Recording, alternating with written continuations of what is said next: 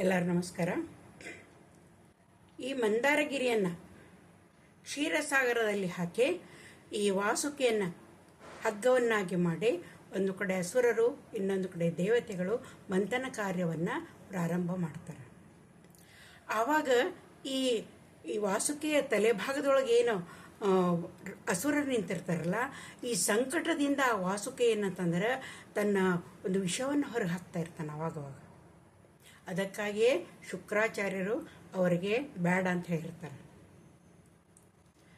ಆವಾಗ ಏನಾಗ್ತೈತಿ ಅಂದ್ರೆ ಆ ಒಂದು ವಿಷದ ಪ್ರಭಾವದಿಂದಾಗಿ ಅಸುರರ ಒಂದು ಶಕ್ತಿ ಸ್ವಲ್ಪ ಕಡಿಮೆ ಆಗ್ತಾ ಬರ್ತೈತಿ. ಆ ನಂತರ ಏನಂತಾರೆ, ಅನೇಕ ಅಸುರರ ಮೂರ್ಛೆ ಹೋಗ್ತಾ ಇರ್ತಾರೆ ಆ ವಿಷಕ್ಕೆ. ಹಿಂಗಾಗಿ ಏನಾಗ್ತೈತಿ ಅಂತಂದ್ರೆ ಹಿಂಗೆ ಮಂಥನ ಕಾರ್ಯ ಇದ್ದದ್ದು ಪ್ರಾರಂಭ ಆಗ್ತೈತಿ. ಎಷ್ಟೋ ಸಮಯದವರೆಗೆ ಆ ಮಂಥನ ಕಾರ್ಯವನ್ನು ಇವರು ಪ್ರಾರಂಭ ಮಾಡ್ತಿರ್ತಾರಲ್ಲ, ಮಾಡಿದಾಗ ಏನಾಗ್ತೈತಿ ಅಂದ್ರೆ ಒಮ್ಮೆ ಈ ಹಾಲಾಹಲ ಇದ್ದದ್ದು ಬಿಡುಗಡೆ ಆಗ್ತೈತಿ. ಸಮುದ್ರದಿಂದ ಹಾಲಾಹಲ ಇದ್ದದ್ದು ಬಿಡುಗಡೆ ಆಗ್ತೈತಿ. ವಿಷ ಅದು ಇಷ್ಟೊಂದು ತೀವ್ರವಾದಂಥ ವಿಷ ಅಲ್ಲ. ಆ ಹಾಲಾಹಲ ಹಂಗದು ಬರ್ತಾ ಬರ್ತಾ ಬ್ರಹ್ಮಾಂಡವನ್ನು ವ್ಯಾಪಿಸೋದಕ್ಕೆ ಪ್ರಾರಂಭ ಮಾಡ್ತೈತಿ. ಅದರ ತೀವ್ರತೆಗೆ ಎಷ್ಟೋ ಜನ ದೇವತೆಗಳು ಮೂರ್ಛೆ ಹೋಗ್ತಾರೆ, ಈ ಅಸುರರು ಮೂರ್ಛೆ ಹೋಗ್ತಾರೆ. ಆವಾಗ ಈ ಬ್ರಹ್ಮನಿಗೆ ಎಲ್ಲವರು ಭಾಳ ಗಾಬರಿ ಆಗ್ತಾರೆ. ಹಿಂಗೆ ಈ ವಿಷ ಹಾಲಾಹಲ ವಿಷ ಬ್ರಹ್ಮಾಂಡವನ್ನು ವ್ಯಾಪಿಸ್ತು ಅಂತಂದ್ರೆ ಈ ಪೂರ್ತಿ ಸೃಷ್ಟಿಯ ನಾಶ ಆಗಿ ಹೋಗ್ತೈತಿ. ಇದಕ್ಕೇನು ಮಾಡೋದು ಅಂತಂದು ಹೇಳಿ ಆ ಮಂಥನ ಕಾರ್ಯವನ್ನು ನಿಲ್ಲಿಸಿ ಬ್ರಹ್ಮ ದೇವತೆಗಳೊಂದಿಗೆ ಈ ಶಿವನನ್ನು ಭೇಟಿಯಾಗ್ತಾನೆ.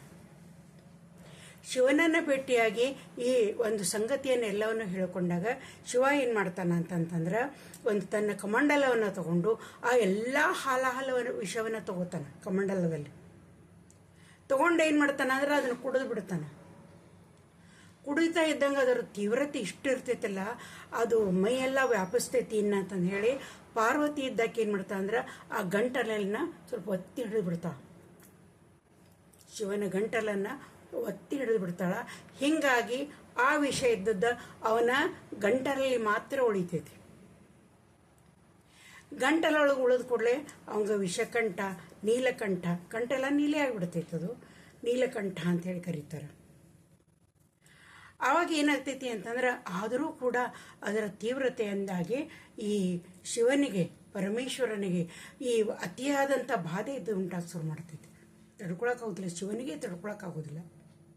ಅವಾಗ ಏನು ಮಾಡ್ದ ಅಂದ್ರೆ ಶಿವ ಇದ್ದವ ಗಂಗೆಯನ್ನು ತನ್ನ ತಲೆಯ ಮೇಲೆ ಇಟ್ಟುಕೊಳ್ತಾನೆ. ಹಿಂಗಾಗಿ ಆತನಿಗೆ ಗಂಗಾಧರ ಅಂತ ಹೇಳಿನೂ ಕರೀತಾರೆ.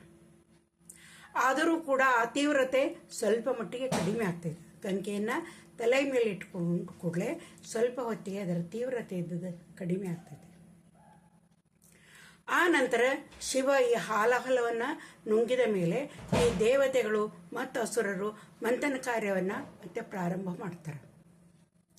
ಆವಾಗ ಏನಾಗ್ತೈತಿ ಅಂತಂದ್ರೆ ಮತ್ತೆ ಕೆಲವು ಕಾಲದವರೆಗೆ ಮಂಥನವನ್ನು ಮಾಡ್ಕೊತ ಬಂದಂಗೆ ಎರಡನೆಯದಾಗಿ ಅಲ್ಲಿ ಕಾಮಧೇನು ಇದ್ದದ್ದು ಉತ್ಪತ್ತಿ ಆಕ್ಕೈತಿ. ಅವಳನ್ನು ಸುರಭಿ ಅಂತೇಳಿ ಕರೀತಾರೆ. ಕಾಮಧೇನುವನ್ನು ಬೇಡಿದ್ದನ್ನು ನೀಡುವಂತಹ ದೇವತೆ ಕಾಮಧೇನು. ಅವಾಗ ಏನು ಮಾಡ್ತಾರಂದ್ರೆ ಈ ದೇವತೆಗಳು ತಮ್ಮ ಕಡೆ ಇರಲಿ ಅಂತಂದು ಹೇಳಿ ಅಂತಾರೆ. ಕಾಮಧೇನು ನಮಗೆ ಬೇಕು ಅಂತ ಹೇಳಿ ಅಂತಾರೆ.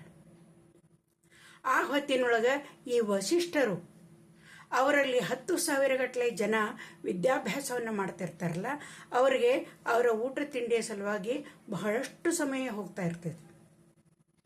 ಅದಕ್ಕಾಗಿ ಅವರು ದೇವತೆಯನ್ನು ಕೇಳ್ತಾರೆ, ದೇವತೆಗಳನ್ನು, ಆ ಸುರಭಿಯನ್ನು ನಮಗೆ ನೀವು ಕೊಟ್ಟರೆ ಅಂದ್ರೆ ಬಹಳ ಉಪಕಾರ ಆಕೈತಿ. ನನ್ನ ವಿದ್ಯಾರ್ಥಿಗಳಿಗೆ ಇನ್ನೂ ಹೆಚ್ಚಿನ ಸಮಯ ನಾನು ವಿದ್ಯೆಯನ್ನು ಕಲಿಸೋಕೆ ಸಹಾಯ ಆಕೈತಿ ಅಂತ ಹೇಳಿ ಕೇಳ್ತಾರೆ. ಆವಾಗ ಹಿಂಗಾಗಿ ದೇವತೆಗಳೆಲ್ಲ ಆ ಕಾಮಧೇನುವನ್ನು ವಸಿಷ್ಠರಿಗೆ ಕೊಡ್ತಾರೆ. ಆ ನಂತರ ಮತ್ತೆ ಮಂಥನ ಕಾರ್ಯ ಪ್ರಾರಂಭ ಆಗ್ತೈತಿ. ಪ್ರಾರಂಭವಾದ ಕೂಡಲೇ ಆ ಒಂದು ಮೂರನೆಯ ವಸ್ತುವಾಗಿ ವಾರುಣಿ ಅನ್ನುವಂಥ ಮಧ್ಯ ಇದ್ದದ್ದು ಹುಟ್ಟುಕೊಳ್ತೈತಿ. ಈ ಅಸುರರಿಗೆ ಭಾಳ ಸಂತೋಷಕ್ಕೈತಿ. ಮಧ್ಯ ಅಂದ್ರೆ ಮೊದಲೇ ಭಾಳ ಪ್ರೀತಿ ಅವ್ರಿಗೆ. ನಮಗೆ ಬೇಕು ಅಂತಂದು ಹೇಳಿ ಅಂತಾರೆ. ದೇವತೆಗಳು ನಮಗೆ ಬೇಕಂತಾರೆ, ಇವ್ರು ನಮಗೆ ಬೇಕು ಅಂತ ಇರ್ತಾರೆ. ಆವಾಗ ವರುಣ ದೇವ ಇದ್ದವ ಆ ವಾರುಣಿಯನ್ನು ಇಸ್ಕೊಂತಾನೆ. ತನಗೆ ಬೇಕು ಅಂಥೇಳಿ ಆ ವಾರುಣಿಯನ್ನು ಪಡಿತಾನೆ. ಅದಕ್ಕೆ ಅವಾಗ ವರುಣನಿಗೆ ವಾರುಣಿ ಅಂಥೇಳಿನೂ ಕರೀತಾರೆ. ಆಮೇಲೆ ಈ ಮಂಥನ ಕಾರ್ಯದಲ್ಲಿ 4ನೇ ವಸ್ತುವಾಗಿ ಕಲ್ಪವೃಕ್ಷ ಇದ್ದದ್ದು ಹುಟ್ಟತೈತಿ. ಕಲ್ಪವೃಕ್ಷ ಇದ್ದು ಮೇಲೆ ಬರ್ತೈತಿ. ಅದಕ್ಕೆ ಪಾರಿಜಾತ ಅಂತ ಏನೋ ಕರೀತಾರೆ. ಆ ಪುಷ್ಪ ಹಿಂಗಿರ್ತೈತಿ ಅಂತಂದ್ರೆ ಬಹಳ ಸುಗಂಧ. ಅದರ ಸುಗಂಧ ಎಷ್ಟೋ ಯೋಜನೆಗಳವರೆಗೆ ಹರಡ್ತಾ ಇರ್ತೈತಿ. ಅಷ್ಟೊಂದು ಸುಗಂಧ ಭರಿತವಾದಂಥ ಒಂದು ಪುಷ್ಪ ಪಾರಿಜಾತ. ಅದರ ಎಲ್ಲ ಗುಣಗಳು, ಆ ಹೂವು, ಎಲೆ, ತೊಗಟೆ, ಬೇರು, ಇದೆಲ್ಲನೂ ಅಮೂಲ್ಯವಾದಂಥ ಔಷಧೀಯ ಗುಣದಿಂದ ಪಡೆದಿರ್ತೈತಿ. ಔಷಧಿ ಗುಣವನ್ನು ಪಡೆದಿರ್ತೈತಿ. ಹೀಗಾಗಿ ದೇವತೆಗಳು ಏನು ಮಾಡ್ತಾರಂದ್ರೆ, ನಮ್ಮ ದೇವಲೋಕದಲ್ಲಿ ಇದು ಇರಲಿ ಅಂಥೇಳಿ ತಮ್ಮ ದೇವಲೋಕದಲ್ಲಿ ಅದನ್ನು ಕಲ್ಪವೃಕ್ಷವನ್ನು ನೆಡ್ತಾರೆ. ಆಗ ಅದರ ಒಂದು ಹೂವನ್ನು ನಾರದ ಇದ್ದವ ಕೃಷ್ಣಗೆ ಕೊಡ್ತಾನೆ. ಕೃಷ್ಣ ಇದ್ದವ ತನ್ನ ಪತ್ನಿ ರುಕ್ಮಿಣಿಗೆ ಕೊಡ್ತಾನೆ. ಅದರ ಒಂದು ಸುವಾಸನೆಗೆ ಮರುಳಾಗಿ ಈ ಸತ್ಯಭಾಮೆ ವಿಚಾರ ಮಾಡ್ತಾಳ. ಅದು ಕೃಷ್ಣ ರುಕ್ಮಿಣಿಗೆ ಕೊಟ್ಟದ್ದು ಅಂತ ಗೊತ್ತಾಗಿ ಆಕೆ ಹಠ ಹಿಡಿತಾಳ, ನನಗೆ ಕೊಟ್ಟಿಲ್ಲ, ನೀ ಆಕೆಗೆ ಕೊಟ್ಟಿ ಅಂಥೇಳಿ. ಆ ಕೃಷ್ಣ ಇದ್ದವ ದೇವತೆಗಳನ್ನು ಕೇಳಿಕೊಂಡು ಆ ಕಲ್ಪವೃಕ್ಷವನ್ನು ತನ್ನ ಮನೆಯ ಅಂಗಳದಲ್ಲಿ ಅದನ್ನು ನೆಡ್ತಾನ ಅಂತಂದೇಳಿ ನಾವು ಹಿಂದೆ ಕಥೆಯನ್ನು ಕೇಳೇವಿ. ಆ ನಂತರ ಈ ಮಂಥನ ಕಾರ್ಯ ಮತ್ತೆ ಏನಂತ ಮುಂದುವರಿತಾ ಇರ್ತೈತಿ. ಆವಾಗ ಉಚ್ಚೈಶ್ರವ ಅನ್ನುವಂಥ ಒಂದು ಅಶ್ವ ಇದು ಹುಟ್ಟಿಕೊಳ್ತೈತಿ.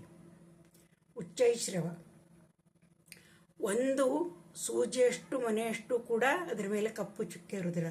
ಪೂರ್ತಿ ಶ್ವೇತವರ್ಣದ ಈ ಉಚ್ಚ ಒಂದು ಜಾತಿಯ ಅಶ್ವದು ಗಾಳಿಗಿಂತಲೂ ವೇಗವಾಗಿ ಓಡ್ತಾ ಇರ್ತೈತಿ.